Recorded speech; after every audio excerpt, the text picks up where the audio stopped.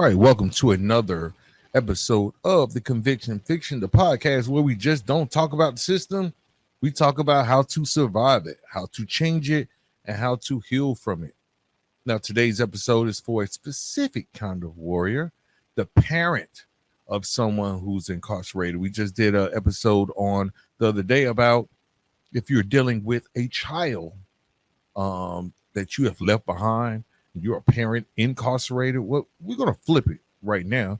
And that is if you are the parent of someone who's incarcerated. Now, if you watch your child go through handcuffs, hearings, sentencing, and prison walls, you know what it feels like to carry a weight that wasn't yours, but feels like it could be. Okay? This isn't just your child's story. It is now your story too. So let's go ahead and get into it.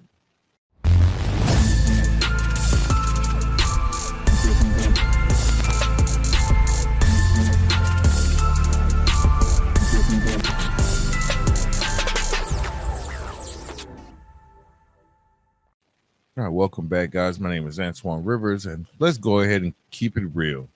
When your child goes to prison, the system treats them like a number, but to you, that's still your baby. And in that moment, something in you breaks. Now, that something that creeps up is what is normally called guilt. You start asking questions that don't go away easily. You start asking stuff like, what did I miss as a parent? Or was it how I raised them? Or was it my fault? What could I have done better? Did my own trauma raise an inmate? Now, those thoughts can haunt a lot of parents, and they come with no warning. Maybe you did everything you could for your child. Maybe you were just surviving. Maybe you had your own stuff, addiction, depression, poverty, pain, but that still showed up for them. But still, something went wrong.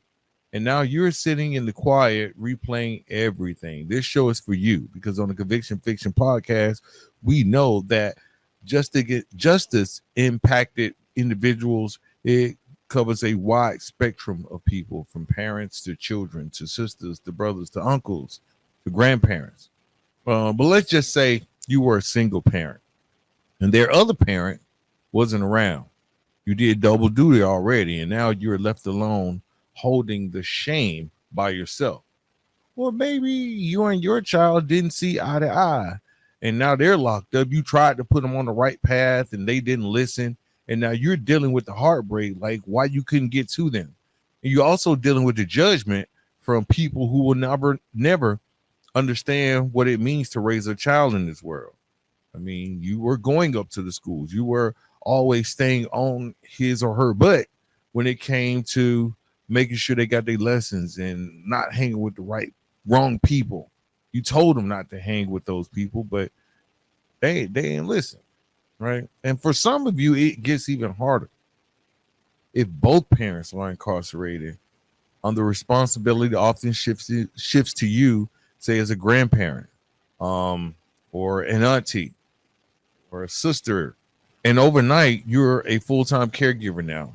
You're juggling bills, explaining the unexplainable to little ones, and trying to protect them from generational trauma while you're still healing from your own.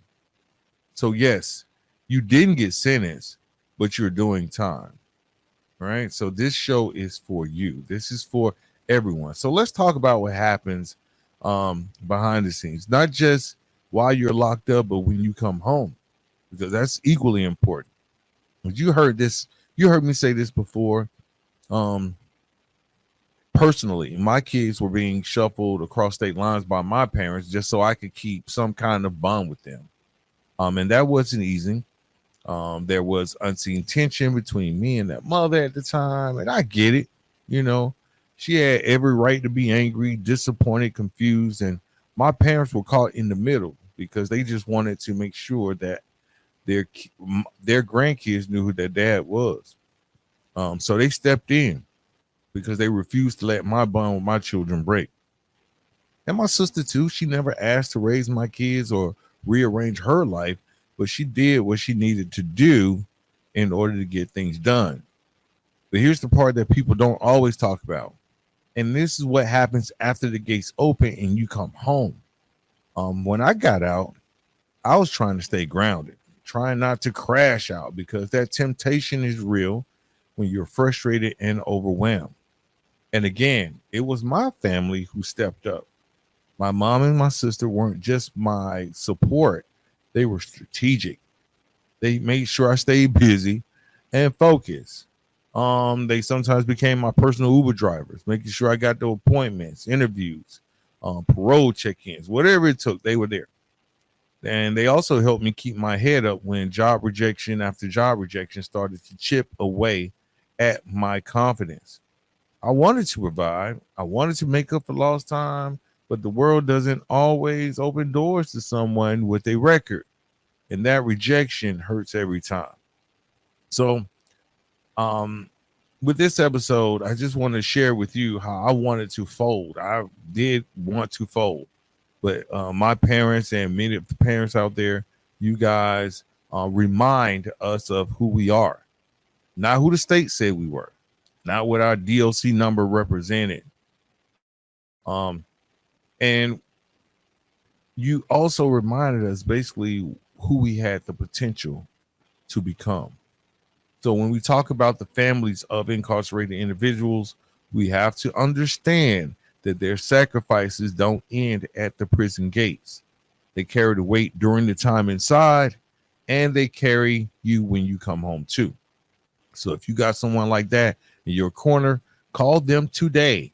Say thank you, because without them, some of us would not have made it. Okay. Now, I just want to take a moment to highlight something that often goes unspoken. I mean, that's what we hear. And that's the loyalty, the endurance, and the sacrifice of the families who stay around once you get locked up. Now, you heard me talk about Nolan before. Matter of fact, I mentioned him in the last episode. He was a 21-year-old who came on the show, who was a guest on one of our shows. I think the show was called A Father's Absence, Growing Up with a Parent Behind Bars. Now, his story was raw, talking about the pain of losing his love for baseball and track because his dad wasn't there. But what stood out to me most was the quiet backdrop of people who were there.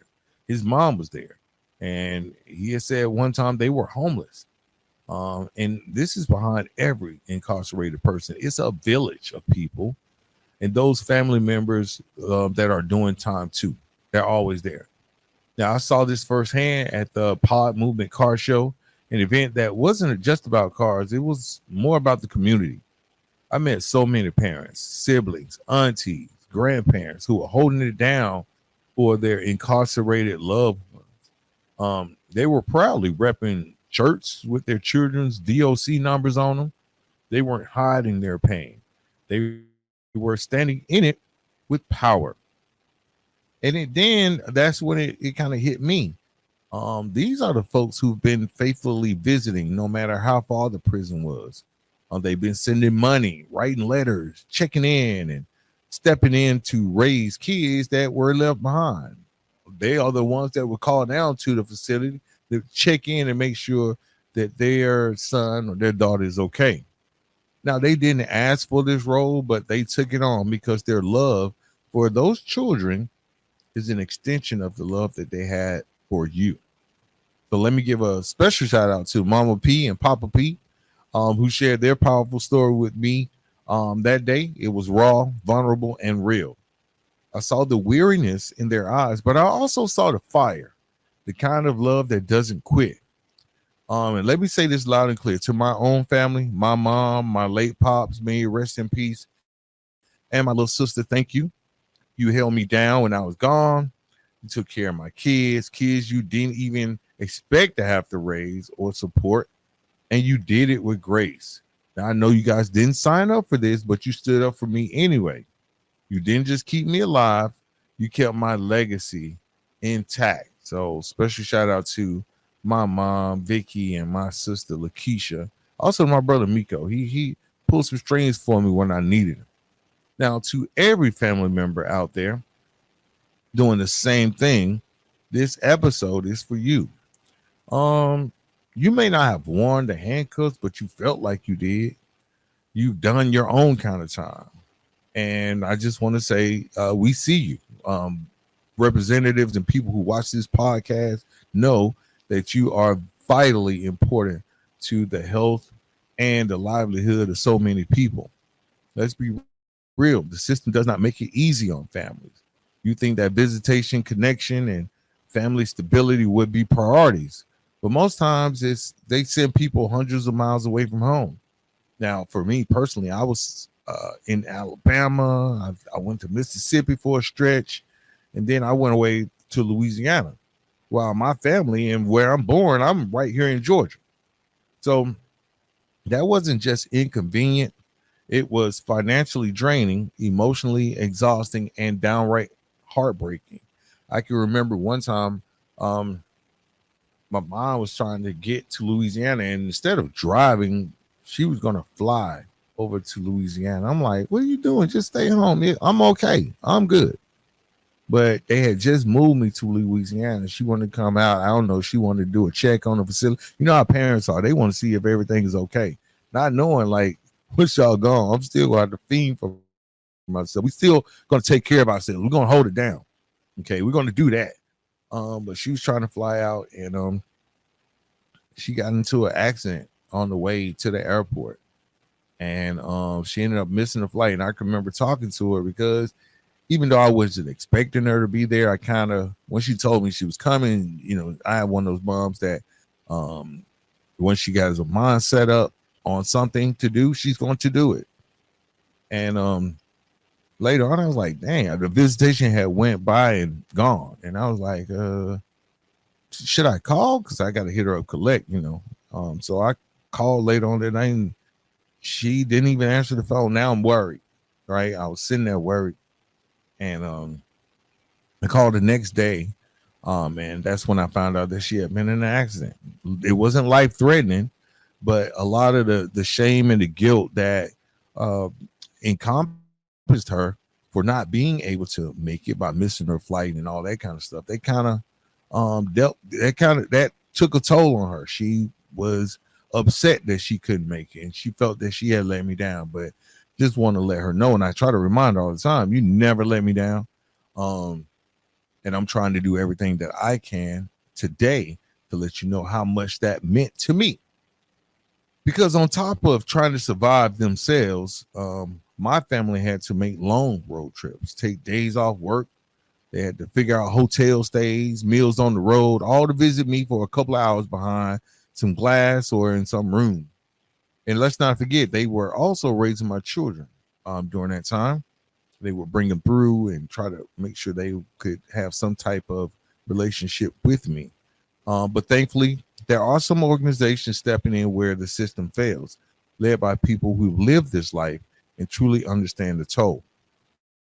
Of course, the pod movement, you heard me mention them before, not about just cars and events and shows, but they are about family unity, and they create safe spaces for families to come together, share stories, and find strength in numbers.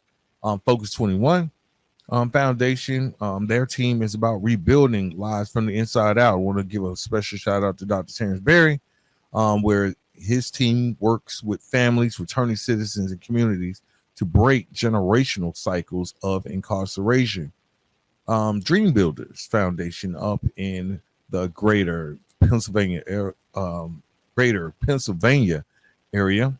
Now, this was founded by someone directly impacted by incarceration, and the organization focuses on supporting families on both sides of the walls, right? Offering reentry resources, mental health help, and parent-child connection support.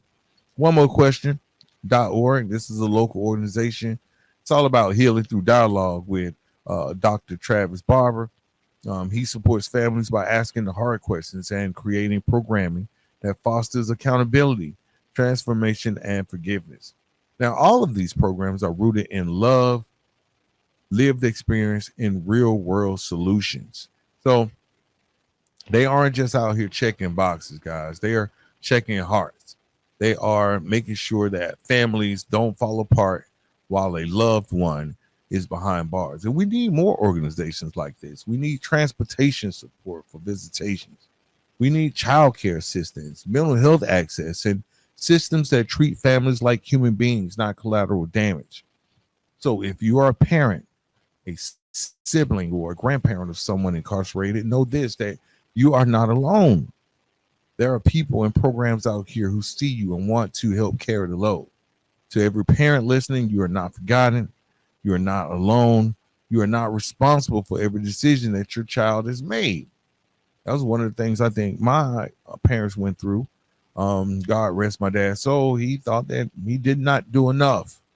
But there's a lesson that he told me a long time ago that still sticks with me today. Um, is that, as a man, you make your own decisions.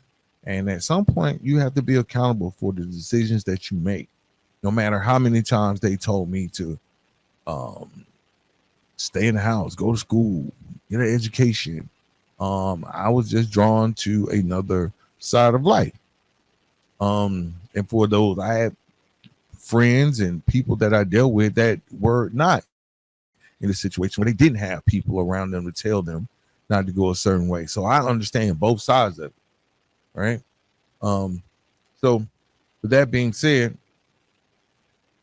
parents, I just want you to know that you are powerful in how you respond. Man, and don't get down on yourself if you were not that parent that was able to steer your kid the right way. There are some parents out there that were on drugs, that had mental health issues, that were out in the streets doing all kinds of stuff that their kids saw and thought that was normal. Okay. And you should not feel accountable for that, even though it had a direct impact on your kid. And I think that's what listeners of this podcast get from the dialogue that we have. And that is that you are responsible for your decisions today. And that's my call to action. I want you to keep showing up. I want you to keep showing up in the courtrooms, on visitation lists, in the lives of your grandchildren or your nephews and nieces. Get connected with programs like onemorequestion.org, Focus 21 Foundation, the Pod Movement, and of course, dreambuilders.org. You can also find or start a support group because healing is better done in community. And I have something special coming for you guys. I think I mentioned in the last episode, working on a brand new book, one that dives deeper into family restoration and life after incarceration. So be on the lookout for that. And if you haven't picked up the first book, Changing the Narrative of Life After Lockup, is still available on Amazon. My name is Antoine Rivers, and I am the son of parents that had an incarcerated boy. Right? I do want to be sure to highlight more of the stories. And that's what I really want. If you are an incarcerated individual and you have a parent, send them on the show. Send them a link, email me. I want to hear their story because I've seen it firsthand, and I've talked to had some conversations with my family about how it was. But a lot of people in our community don't understand like the toll that it takes on people when they are trying to, navigate life as a parent or a loved one of someone that's incarcerated. I mean, they all hear the stories. They already have seen that media created narrative. And to parents, you're still their son or their daughter. Or to the uncles, you're still that nephew. And to the sisters, you're still that brother. So for them to not be aware of what's really going on with their loved one, it can be strenuous and an arduous task for them to deal with. I mean, when we say that once I am locked up or you're locked up, that everyone around us gets locked up, that's true. Because if they care about you and they love you, like most of our parents and our family do, then it's just like they're going to prison with us. All right. So that's my time for today. This is Antoine Rivers on the Conviction Fiction Podcast. Be sure to follow, subscribe, and like. And check out some of the other content, because we always try to tackle those issues that don't get talked about. We're not trying to create reels over here, guys. We are trying to deal with the real issues, right?